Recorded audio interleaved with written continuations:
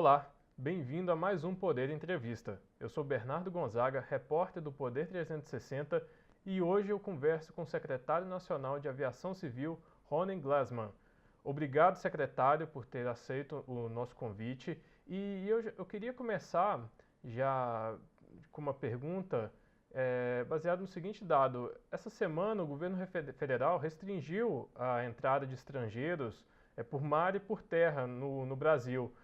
Como que o Ministério está avaliando essa questão do ponto de vista do setor aéreo? Tem alguma chance disso também acontecer no setor aéreo? Olá, Bernardo. Bom dia. Prazer estar aqui com vocês no Poder 360. É sempre uma honra para nós bater esse papo aqui com vocês.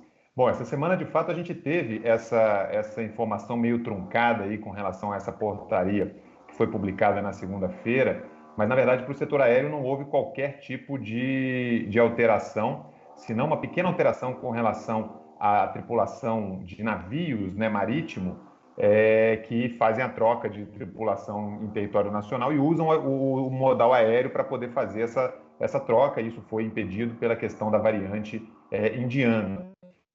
Não há, ao contrário do que foi noticiado por alguns meios de comunicação, não há qualquer restrição à entrada de estrangeiros no Brasil pelo modal aéreo, né? Nossas fronteiras continuam abertas, mas com alguns protocolos sanitários, né? A necessidade de teste PCR, né? Para verificação do Covid, e outras medidas sanitárias, declaração de saúde, verificação de temperatura e etc., que são tomadas. Mas não há qualquer restrição. Na verdade, nós seguimos com essa portaria. A portaria ela tem um texto um pouco confuso, porque a princípio ela veda a entrada de estrangeiros no Brasil, mas depois ela vai abrindo as exceções, e aí o modal aéreo é uma das exceções. Então o estrangeiro pode continuar viajando para o Brasil e também utilizando o Brasil como ponto de conexão, principalmente para a América do Sul, América Latina, que nós sabemos, né, que os aeroportos, principalmente de Guarulhos, tem essa vocação de hub da América Latina.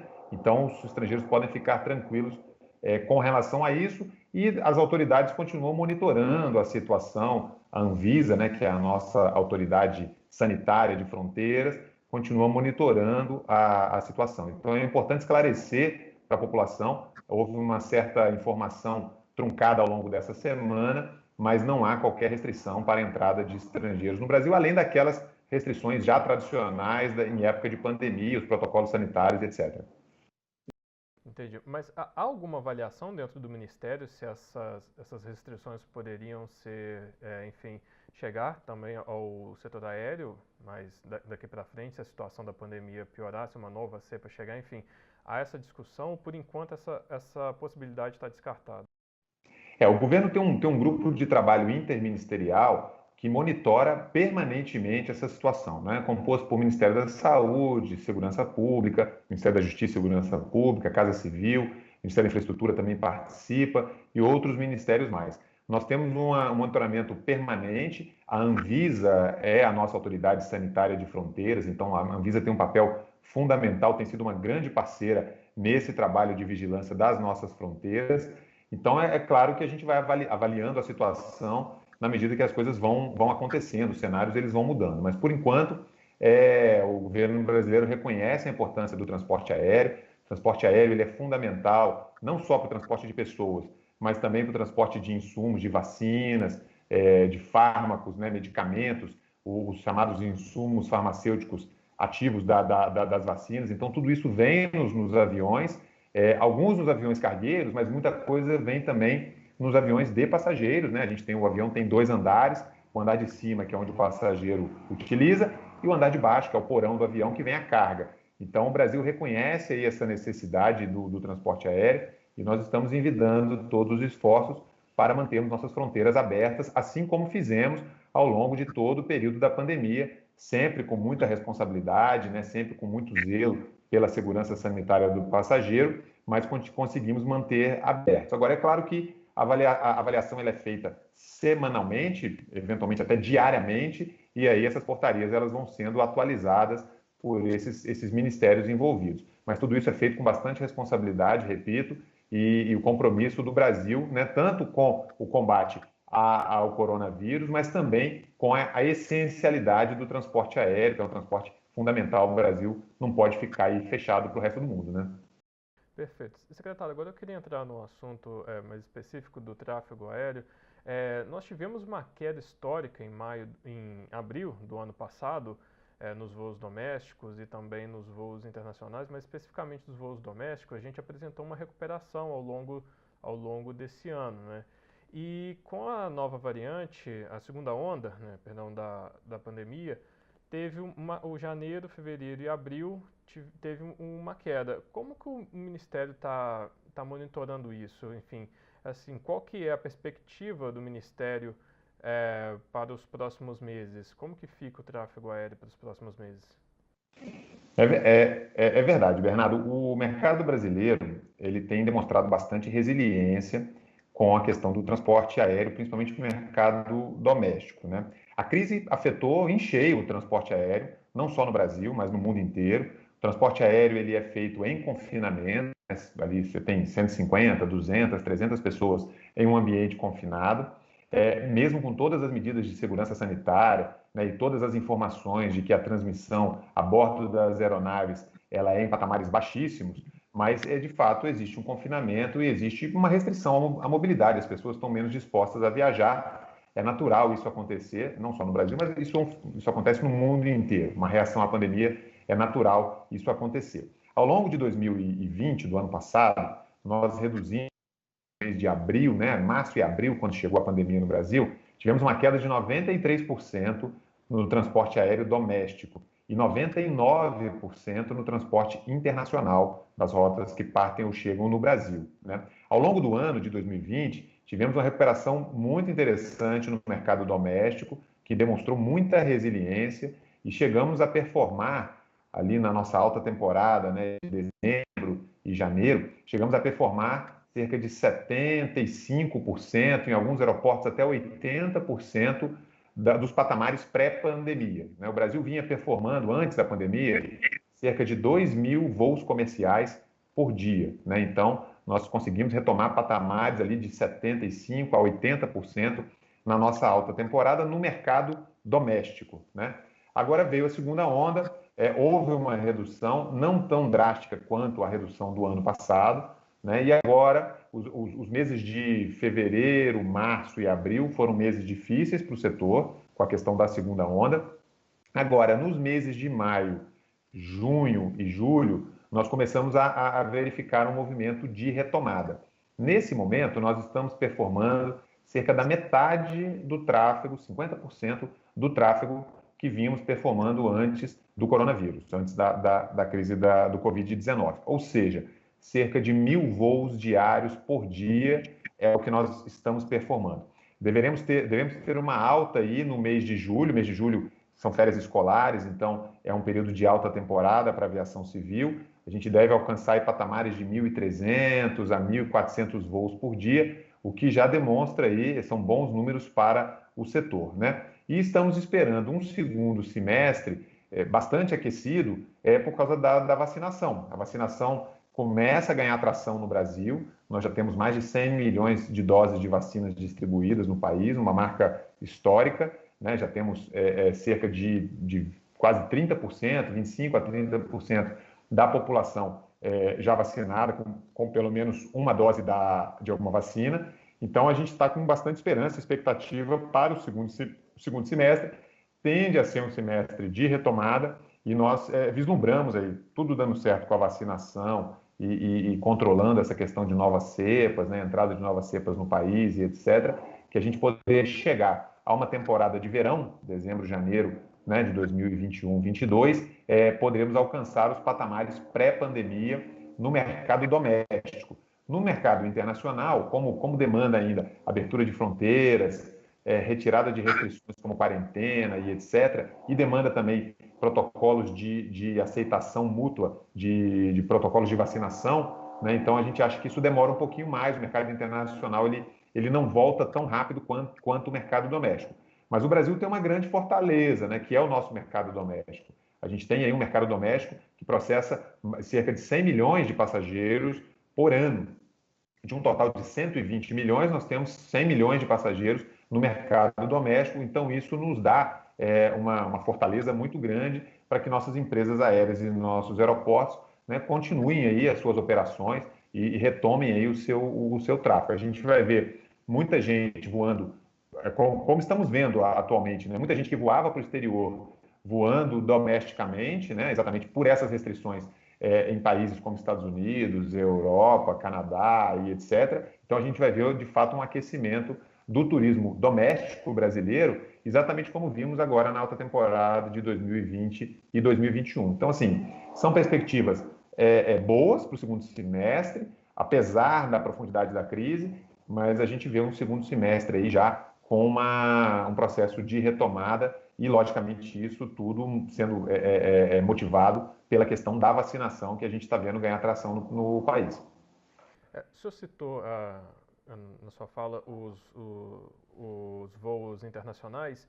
A BA, ela cita que os voos internacionais vão voltar no patamar pré-pandemia, provavelmente daqui a 3 anos. Mas não que daqui a 3 anos vai voltar ao que era antes, mas vai ser uma graduação, né? Ou seja, ano que vem volta um pouco, em 2022 volta mais um pouco, 2023 volta mais um pouco, em 2024 deve-se voltar à normalidade completa. Ou seja, essa é a visão do Ministério também? É essa a projeção que vocês fazem?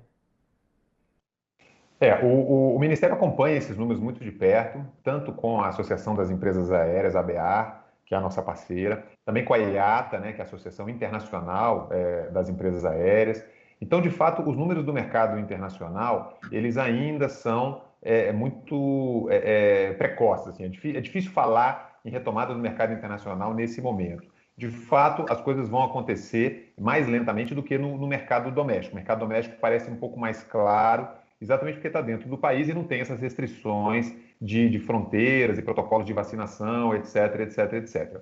A retomada do mercado internacional, ela passa necessariamente por protocolos unificados de aceitação de vacinas e de testagem, tá? De fato, os países só vão abrir suas fronteiras, isso é uma tendência que a gente está verificando na Ásia, na Europa e na América do Norte, e também vai ser assim na América do Sul. Os países vão abrir suas fronteiras mediante definição de protocolos comuns de vacinação, de aceitação de vacinação e também de testagem de Covid, teste PCR, teste antígeno, outros que venham a aparecer. Então, isso está sendo discutido. Nós já temos uma conversa bastante avançada com a Anvisa aqui no Brasil e o Ministério da Saúde, para que o Brasil faça adesão a esses protocolos internacionais, para que nós tenhamos um certificado de vacinação. O Brasil tem vacinado com alguns tipos de vacina, diferentes tipos de vacina, e aí a gente tem que harmonizar isso para que essas vacinas sejam aceitas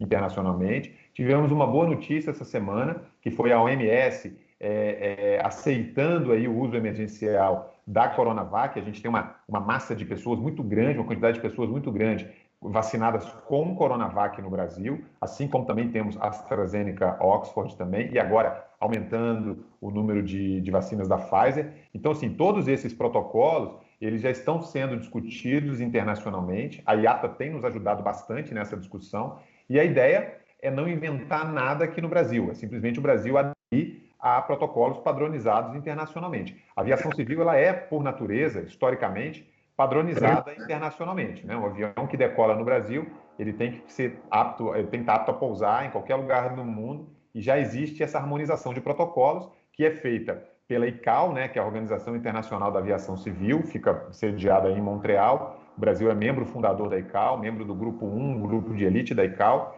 Então, a ideia é harmonizar esses procedimentos, e aí a boa notícia da semana é a utilização, a aceitação, né, da Coronavac pela Organização Mundial de Saúde para uso emergencial, o que já sinaliza uma tendência de aceitação da Coronavac também, assim como AstraZeneca e Pfizer, como protocolo internacional de vacinação. E aí a gente consegue colocar, né, todos esses milhares de brasileiros que já receberam a vacinação de Coronavac também na possibilidade de viajar internacionalmente no futuro breve. Perfeito. Secretário, eu queria entrar agora no assunto mais de economia.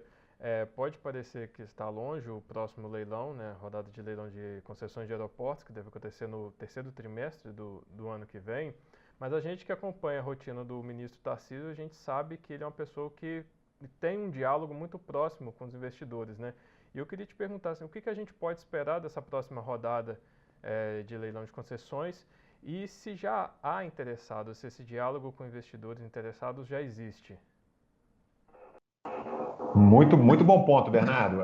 Não tá cedo para falar da sétima rodada, não. Sétima rodada nós vamos fazer leilão no segundo trimestre do ano que vem, ou seja, ali estamos mirando ali o mês de maio do ano que vem, talvez final de maio, início de junho, mas nós queremos fazer esse leilão da sétima rodada antes do período eleitoral. É muito importante que a gente leilão dessa magnitude, desse porte, descontaminado do período eleitoral, porque o período eleitoral no Brasil geralmente é muito conturbado, muitas discussões, então a gente quer, né, antecipar e fazer a sétima rodada para que depois possamos ir para o período eleitoral já com a sétima rodada feita e entregue e acabada. Sétima rodada, de fato, tem despertado muito interesse do mercado nacional e internacional. Temos dois grandes ativos, chamadas de joias da coroa, né? Temos Congonhas e Santos Dumont na sétima rodada. São 16 aeroportos divididos em 3 blocos. Um bloco liderado por Congonhas, o outro liderado por Santos Dumont, no Rio de Janeiro, e um terceiro bloco liderado por Belém, que é o bloco Norte 2, né, com alguns aeroportos regionais do interior do Pará. De fato, isso tem despertado muito interesse de operadores globais. Nós vimos já na sexta rodada, mesmo em época de crise profunda, né, de coronavírus, nós conseguimos fazer um leilão com muito êxito, 6 bilhões de reais de investimentos foram contratados, 3,3 bilhões em pagamentos de outorga, a presença de operadores globais de renome, conseguimos atrair gente nova para os nossos leilões, operadores norte-americanos, europeus, brasileiros. Então, enfim, tivemos aí uma gama muito grande de operadores e a sexta rodada acabou aquecendo muito o mercado já para a sétima rodada. Afinal de contas, maio do ano que vem, falta agora menos de um ano, porque nós já estamos em junho, né, de 2021. Então, para fazer leilão em maio de 22 é menos de um ano pela frente. E para quem faz leilões de infraestrutura sabe que um ano é pouquíssimo tempo para poder preparar tudo isso. Nós vamos receber até amanhã, até sexta-feira agora, né? Na verdade, sexta-feira agora vai ser ponto facultativo. Para segunda-feira, os estudos de viabilidade da sétima rodada já estão concluídos e agora vão passar por um processo de seleção e depois de divulgação desses estudos. Temos aí uma rodada muito interessante que vai atrair também mais de 5 bilhões de reais em investimentos. Nós não temos os números definitivos ainda, porque virão nesses estudos de viabilidade, mas certamente contrataremos aí com essa sétima rodada patamares superiores a 5 bilhões de investimentos. Então, de fato, estamos muito animados com o sucesso da sexta rodada e vislumbrando um sucesso ainda maior na sétima rodada de concessão. Tenho certeza que vai ser uma virada de chave aí muito grande para o setor. Congonhas, dentro, por si só, já atrai muita gente grande, muita gente de peso, muitos investidores globais.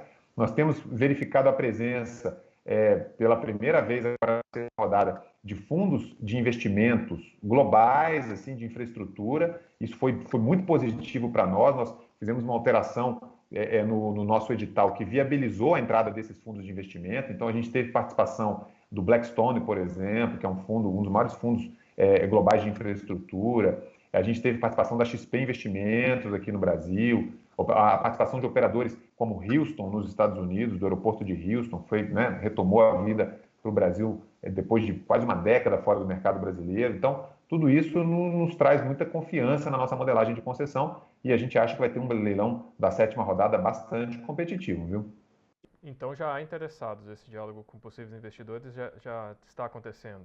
Nós falamos diariamente com investidores. Antes de começar essa entrevista aqui, eu estava falando com um dos investidores que está buscando uma parceria com um operador asiático, né? Então, de fato, o leilão de aeroportos no Brasil tem tomado dimensões globais aí, a gente tem visto interesse de muitos lados e, pelo que eu estou vendo das conversas aqui, eu acho que a gente vai ter muito player novo aparecendo na sétima rodada, o que é muito bom para o Brasil, demonstra confiança do investidor, né? A gente consegue atrair os grandes operadores globais, que, né, já temos vários no Brasil, e a entrada de novos. Então, quanto mais competição nesse mercado, mais tecnologia, mais inovação, melhoria da qualidade dos serviços para a população. Então, de fato, nós temos hoje uma modelagem de concessão bastante madura, muito robusta e tem dado bons resultados aí para a sociedade brasileira.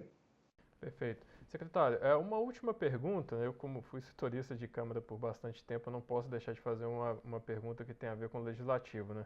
O setor aéreo aguarda uma MP que ela deve zerar a cobrança de imposto de renda sobre remessas ao exterior, de valores de arrendamento de aeronaves. Como é que está essa medida provisória? Quando que ela deve ser publicada? Essa medida provisória ela é importantíssima para o setor. Talvez nesse momento seja a pauta mais importante do setor, é a medida provisória do imposto de renda do leasing. O que é isso? Os aviões eles não são adquiridos pelas empresas aéreas no mundo inteiro. O que se pratica é o arrendamento, é o leasing, né? Ou seja, você tem geralmente um banco, uma instituição financeira internacional que adquire a aeronave e aluga esse avião para as companhias aéreas. Esse é o modelo mundial, já tem mais de 20, 30 anos, que muitas companhias, a maioria das companhias aéreas não compram aeronave propriamente dita e fazem por meio de contratos de arrendamento de leasing, assim também como é navio, né, transatlânticos e etc., navio de turismo, de cruzeiro, também funciona dessa maneira. O que acontece? Então, as companhias aéreas, elas precisam mensalmente mandar suas remessas de pagamento desses arrendamentos para o exterior. Geralmente, essas instituições financeiras, elas ficam sediadas na Inglaterra, em Londres, boa parte delas, ou então em Dublin, na Irlanda. Há uma grande concentração de assessores, são esses bancos, essas instituições financeiras, em Londres e em Dublin. Existem outros no mundo afora, Nova York e Ásia, etc., mas a maioria deles sediado na Irlanda ou na Inglaterra.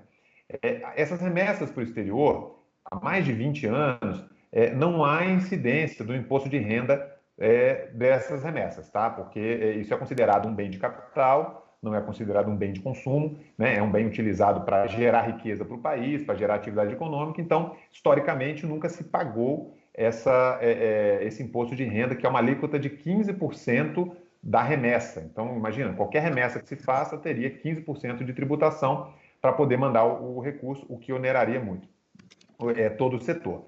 Bom, esse benefício fiscal ele é renovado a cada 5 anos, tá? E aí, na última renovação, tivemos um problema legislativo, houve uma renovação, mas depois isso foi vetado pelo governo por uma questão orçamentária da Lei de Responsabilidade Fiscal e acabou criando um vácuo legal com relação a essa matéria.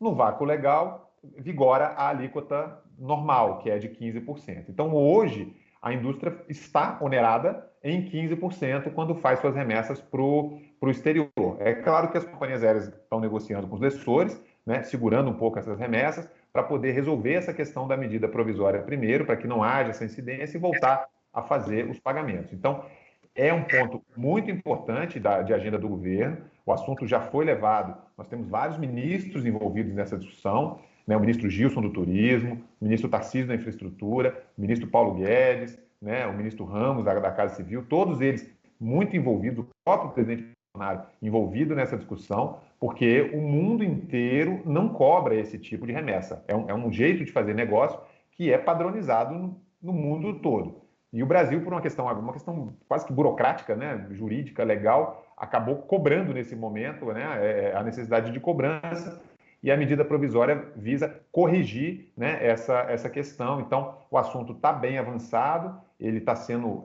carreado, protagonizado pelo Ministério da Economia. O ministro Paulo Guedes entendeu perfeitamente a situação e imediatamente colocou a sua equipe para trabalhar nesse caso.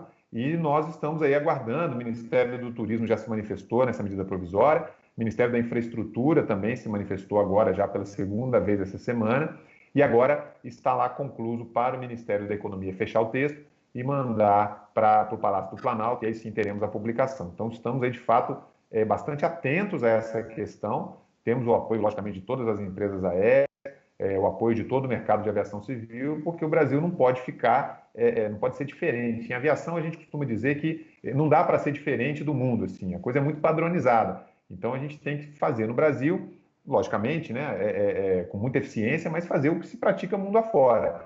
E o mundo não tributa remessa, pagamento de leasing, não faz o menor sentido haver tributo com relação ao pagamento de um bem de capital, de um bem que gera riqueza, que gera atividade econômica para o país. Então, a gente está com expectativas aí de, nas próximas semanas, não sei te precisar exatamente quando, mas seguramente nas próximas semanas teremos essa medida provisória publicada. Isso já está devidamente acordado com o Ministério da Economia, Turismo, Infraestrutura, Casa Civil e com o próprio presidente Bolsonaro.